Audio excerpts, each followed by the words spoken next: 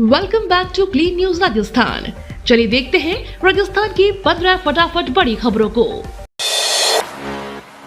BJP ने राजस्थान से राज्यसभा के लिए उम्मीदवारों का किया ऐलान। भारतीय जनता पार्टी ने राज्यसभा चुनाव के लिए राजस्थान से 2 उम्मीदवारों के नाम का ऐलान कर दिया है। पार्टी के केंद्रीय नेतृत्व ने अपने वरिष्ठ नेता चुनीलाल गरासिया और मदन राठौर को उम्मीदवार बनाया है। राष्ट्रीय महासचिव अरुण सिंह ने इस संबंध में आधिकारिक सूची जारी की है। इसमें बताया गया है कि पार्टी की केंद्रीय चुनाव समिति ने दोनों के नामों पर सहमति जताई है। गौरतलब है कि राजस्थान में राज्यसभा के 3 सीटों के लिए राजस्थान विधानसभा में 27 फरवरी को मतदान होना है, जबकि नामांकन दाखिल करने की अंतिम तिथि 15 फरवरी है।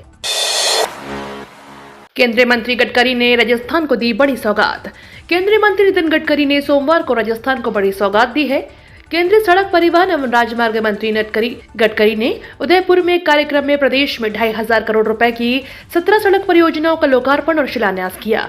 कार्यक्रम में मुख्यमंत्री भजनलाल शर्मा और उप मुख्यमंत्री एवं पीडब्ल्यूडी मंत्री दिया कुमारी ने भी शिरकत की। इस दौरान केंद्रीय मंत्री गडकरी ने 1613 करोड़ रुपए की परियोजनाओं का लोकार्पण किया। राजस्थान की राजनीति में उबाल, विधानसभा चुनाव हारे सांसदों की टिकट पर मंडराया खतरा। राजस्थान में विधानसभा का चुनाव हारने वाले सांसदों के लिए लोकसभा चुनाव से पहले नया संकट खड़ा हो गया है। सांसदों के विरोधी अब उनकी लोकसभा की टिकट कटाने पर आमादा हो रहे हैं। जालौर सिरोही संसदीय सीट पर वर्तमान सांसद के खिलाफ उनके अपने ही बेगाने होकर मैदान में ताल ठोकते नजर आ रहे हैं। सांसद की विधानसभा चुनाव की करारी हार का हवाला देते हुए लोकसभा चुनाव का टिकट किसी नए चेहरे को देने की मांग कर रहे हैं। जल जीवन मिशन घोटाले में 4 अधिकारियों पर गिर सकती है गाज।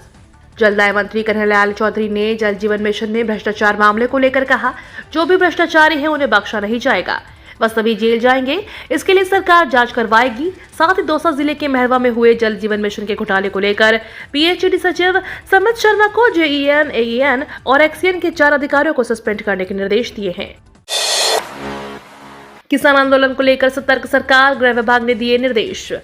संयुक्त किसान मोर्चा की ओर से शुरू किए जा रहे किसान आंदोलन को लेकर राज्य की भजनलाल सरकार सतर्क हो गई है। राज्य के गृह विभाग की ओर से किसान आंदोलन के दौरान कानून व्यवस्था और शांति बनाए रखने के लिए अधिकारियों को पुख्ता बंदोबस्त करने के निर्देश दिए। संयुक्त किसान मोर्चा और विभिन्न किसान संगठनों की ओर से केंद्र की नीतियों के खिलाफ आज 13 फरवरी से आंदोलन शुरू का ऐलान किया गया है। किसान संगठनों ने प्रस्तावित महापड़ाव और दिल्ली कूच का आह्वान किया है।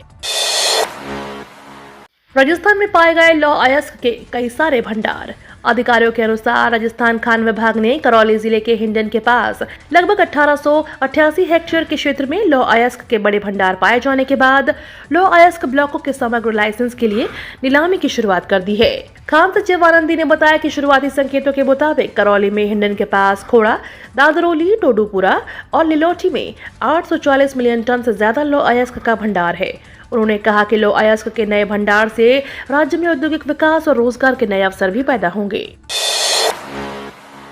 15 से 29 फरवरी तक चलेगा चिकित्सा संस्थानों का सघन निरीक्षण अभियान। चिकित्सा एवं स्वास्थ्य विभाग की अतिरिक्त मुख्य सचिव शुभ्रा सिंह ने स्वास्थ्य भवन में चिकित्सा संस्थानों के निरीक्षण एवं 100 दिवसीय कार्य योजना सहित विभिन्न स्वास्थ्य कार्यक्रमों की समीक्षा की। उन्होंने कहा कि आमजन को बेहतर स्वास्थ्य सुविधाएं सुगमता पूर्वक उपलब्ध करवाने के लिए सभी चिकित्सा संस्थानों का निरीक्षण किया जा रहा है। प्रदेश भर में 15 फरवरी से 29 फरवरी तक सघन निरीक्षण अभियान चलाया जाएगा। लक्ष्य के अनुरूप निरीक्षण नहीं करने और निरीक्षण के उपरांत चिकित्सा संस्थानों की बुनियादी सुविधाओं की सुधार नहीं हुआ तो संबंधित अधिकारियों के विरुद्ध एक्शन लिया जाएगा। 16 फरवरी से शुरू होगा आईटी एक्सपो, हजारों की संख्या में डेलीगेट बनेंगे साक्षी। आगामी 16 फरवरी से जयपुर में शुरू होने वाले आईटी एक्सपो 2024 के विषय में जानकारी देते हुए डीपीआर के पूर्व डायरेक्टर अरुण जोशी ने बताया कि यह एक्सपो युवाओं को नई तकनीक से जोड़ेगा, युवाओं को नई तकनीक से जोड़ने का मौका मिलेगा और युवाओं के लिए रोजगार के साधन बनेंगे।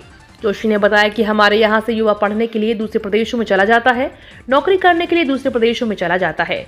आईटी एक्सपो के माध्यम से हम ये प्रयास करेंगे कि हमारे प्रदेश का युवा पढ़ाई के लिए राजस्थान में ही रहे और पढ़ाई पूरी करने के बाद राजस्थान में ही उसे नौकरी मिले।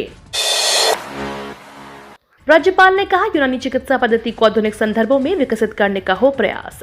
राज्यपाल कलराज मिश्र ने विभिन्न चिकित्सा पद्धतियों का समन्वय करते हुए उनके जरिए निरोगी राजस्थान के लिए कार्य करने का आह्वान किया है।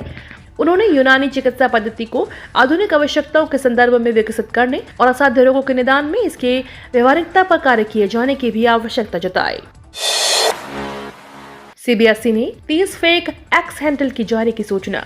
केंद्रीय माध्यमिक शिक्षा बोर्ड ने एक्स पर सीबीआई के नाम और लोगों का उपयोग करके 30 फेक एक्स हैंडल की एक सूची जारी की है। इसमें कहा गया है कि फर्जी हैंडल के खिलाफ उचित कार्रवाई की जा रही है। इसके अलावा सीबीएसई ने लोगों से फर्जी हैंडल को फॉलो न करने की अपील की है। सीबीएसई का कहना है कि फेक अकाउंट से गलत सूचनाओं पर रोक लगाना है, इसलिए केवल सीबीएसई के आधिकारिक एक्स हैंडल @CBSE इंडिया 29 को फॉलो करें। भामाशाहों की मदद से 133 विद्यालयों की बदलेगी सूरत। राजस्थान स्कूल शिक्षा परिषद द्वारा प्रदेश के 133 सरकारी स्कूलों में भामाशाहों के सहयोग से 31 प्रोजेक्ट के तहत 28 करोड़ रुपए के कार्यों का अनुमोदन किया जाना है।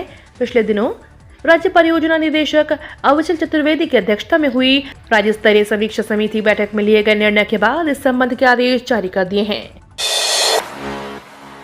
थाने में लगे सीएलजी सदस्य हटेंगे, एडीजी ने वजह भी बताई।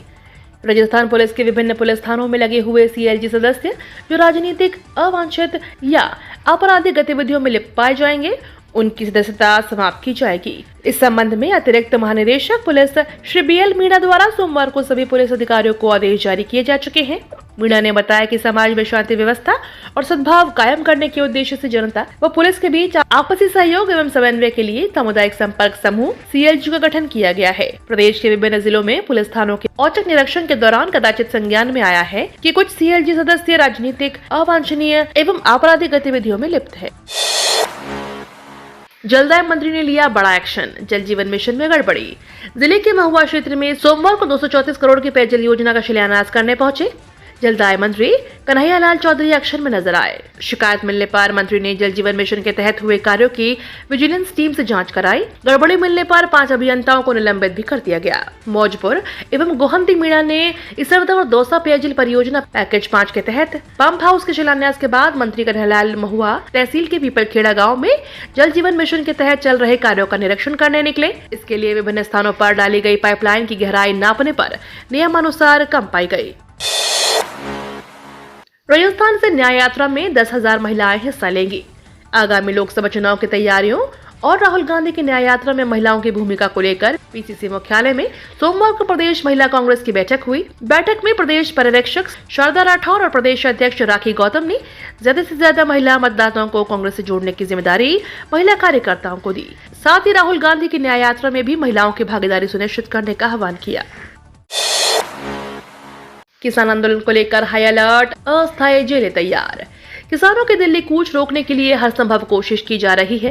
पहले तो केंद्र सरकार के 3 मंत्री किसानों से बातचीत कर इस मसले को हल करने में लगे हैं, लेकिन फिर भी बात नहीं बनी तो दिल्ली के बॉर्डर पर ही किसानों को रोकने का इंतजाम किया गया है। इसी बीच अब बॉर्डर्स पर अस्थायी जेलें तैयार कर ली गई है। अगर किसानों ने जबरदस्ती करने की कोशिश की तो उन्हें हिरासत में लेकर जेल भेज दिया जाएगा। ये तो थी राजस्थान की बड़ी खबरें। रोजाना सबसे पहले अपडेट पाने के लिए क्लीन न्यूज राजस्थान को अभी सब्सक्राइब करें।